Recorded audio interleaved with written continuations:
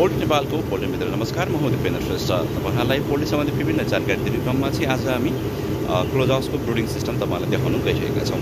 यो चाहिँ हाम्रो 11,000 को ब्रुडिङ गरिरहेको स्थान हो। यस स्थानमा चाहिँ हामीले डिजल ब्रुडर प्रयोग गर्ने गरेका छौँ। खोरमा तापक्रम मजाले पुगेको छ भने चल्लाहरू यसरी मजाले छरेर बस्छ। हेर्नु होला, हाम्रो डिजल ब्रुडिङ सिस्टम चाहिँ पर चाहिँ यहाँ चलिरहेको छ। यो डिजल ब्रुडर यो चलेको छ, यतापट्टि साइडको यो चाहिँ चलेको छैन तापक्रम पुगेको कारणले गर्दाखेरि चाहिँ। अनि यता साइडमा पनि हामीसँग यहाँनिर छ।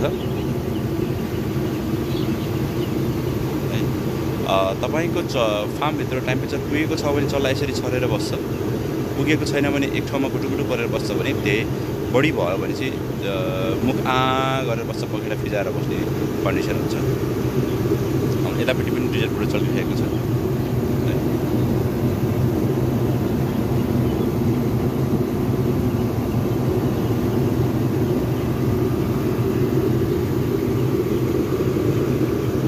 हाम्रो यो एउटा ब्रुडरले चाहिँ 5,000 लाई पुग्छ।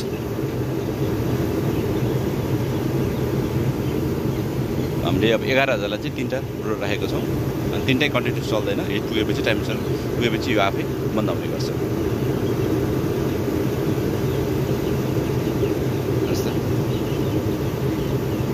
मजाले खाएर कोही खाइरहेछन्, कोही पानी पिइरहेछन्, कोही मजाले सुतिरहेछन्।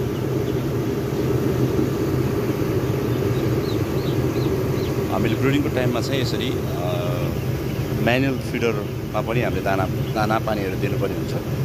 निपोल्ट्री घरमा सबैले खान्छ भन्ने हुँदैन।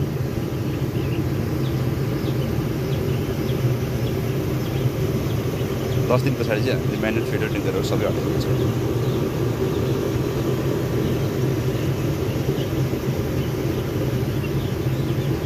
तपाईँलाई पनि क्लोज हाउस बनाउनु परेमा अथवा क्लोज हाउसको कुनै इक्विपमेन्ट चाहिएमा चाहिँ हामीलाई सम्पर्क गर्नुहोला।